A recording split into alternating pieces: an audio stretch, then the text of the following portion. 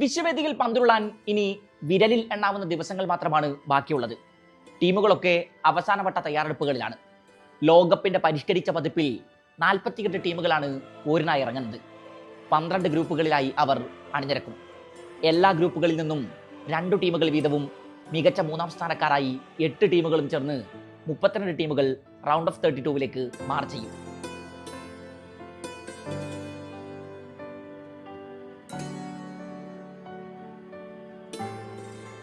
ലോകകപ്പോടുകൂടി ഫിഫയുടെ പരിഷ്കരിച്ച ചില പുതിയ നിയമങ്ങളും മൈതാനങ്ങളിൽ നടപ്പിലാക്കപ്പെടും. അവയിൽ പലതും താരങ്ങൾക്ക് 8ന്റെ പണി കൊടുക്കും. കളി നിയമങ്ങളിൽ നിരവധി സുപ്രധാന മാറ്റങ്ങൾക്ക് IFAB അംഗീകാരം നൽകുകയാണ്. അവ നടപ്പിലാക്കപ്പെടുന്ന ആദ്യ മേജർ ടൂർണമെന്റ് ആയിരിക്കും ലോകകപ്പ്.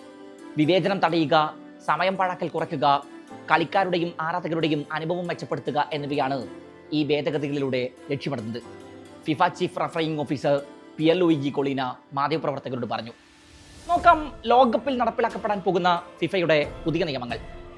ഇനി മുതൽ താരങ്ങൾ പരസ്പരം അഭിമുഖമായി വരുമ്പോൾ കൈകൊണ്ടോ ജേഴ്സി കൊണ്ടോ വാമറച്ചാൽ റെഡ് കാർഡ് ലഭിക്കും. ചാമ്പ്യൻസ് ലീഗിൽ റയൽ മാഡ്രിഡ് ബെൻഫിക്ക മത്സരത്തിനിടെ അർജന്റീൻ യുവതാരം ജിയാൻ ലൂക്ക പ്രസ്യാനി വിനീഷ്യസ് ജൂനിയറിനെതിരെ വംശീയാധിക്ഷേപം നടത്തിയെന്ന ആരോപണം ഉയർന്നിരുന്നു. അന്ന് അർജന്റീന താരം ജേഴ്സി കൊണ്ട് മറച്ചാണ് അധിക്ഷേപം നടത്തിയത്. റയൽ താരങ്ങൾ പലരും ക്രിസ്ത്യാനി നടത്തിയ വംശീയാധിക്ഷേപം തങ്ങൾ കേട്ടുവന്ന് റഫറിയോട് പരാതി പറയുന്നുണ്ട്. ഈ സംഭവത്തിന് ശേഷമാണ് ഫിഫ ഇങ്ങനെയൊരു നിയമം മൈതാനങ്ങളിൽ നടപ്പിലാക്കാൻ തീരുമാനിച്ചത്. ചാമ്പ്യൻസ് ലീഗിലെ അനിഷ്ട സംഭവത്തിൽ ക്രിസ്ത്യാനിക്ക് യുവേഫ 6 മത്സരങ്ങളിൽ വിലക്കേർപ്പെടുത്തിയിരുന്നു. റഫറിയുടെ തീരുമാനത്തിൽ പ്രതിഷേധിച്ച് കളം വിടുന്ന താരങ്ങൾക്കും ഇനി റെഡ് കാർഡ് ലഭിക്കും. പ്രതിഷേധ സൂചകമായി കളിക്കാരെ കളം വിട്ടു പോകാൻ പ്രേരിപ്പിക്കുന്ന ഏതൊരു ടീം ഒഫീഷ്യലിനും ഈ നിയമം ബാധകമാകും.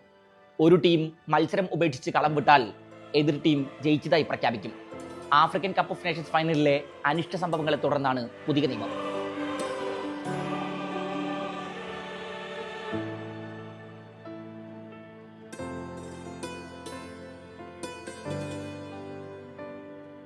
ത്രോയിന് ഇനി വെറും 5 സെക്കൻഡ് മാത്രമാണ് അനുവദിക്കുക. ആ സമയത്തിനുള്ളിൽ ത്രോ എറിഞ്ഞ് പൂർത്തിയാക്കിയില്ലെങ്കിൽ എതിർ ടീമിന് അനുകൂലമായി ത്രോയിൻ വിധിക്കും. ഗോൾ കിക്കിനും 5 സെക്കൻഡ് കൗണ്ട് ഡൗൺ ഉണ്ട്. ആ സമയത്തിനുള്ളിൽ അത് പൂർത്തിയായില്ലെങ്കിൽ എതിർ ടീമിന് അനുകൂലമായി കോർണർ വിധിക്കും. സബ്സ്റ്റിറ്റ്യൂഷൻ ബോർഡ് ഉയർത്തിയാൽ വെറും 10 സെക്കൻഡാണ് സബ് ചെയ്ത താരത്തിന് ഗ്രൗണ്ട് വിടാൻ ഇനി സമയമായി അനുവദിക്കുക.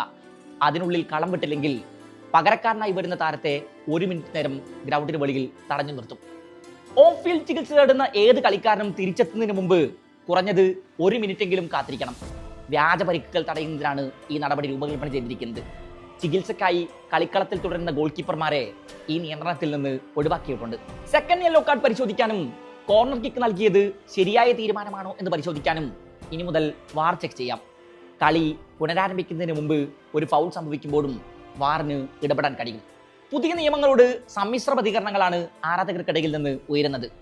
ഏതായാലും ലോകകപ്പിൽ പരിഷ്കരിച്ച നിയമങ്ങൾ നടപ്പിലാകും. അതിനി വിവാദങ്ങൾ വല്ലതും വിളിച്ചു വരുത്തുമോ എന്ന് കണ്ടറിയണം.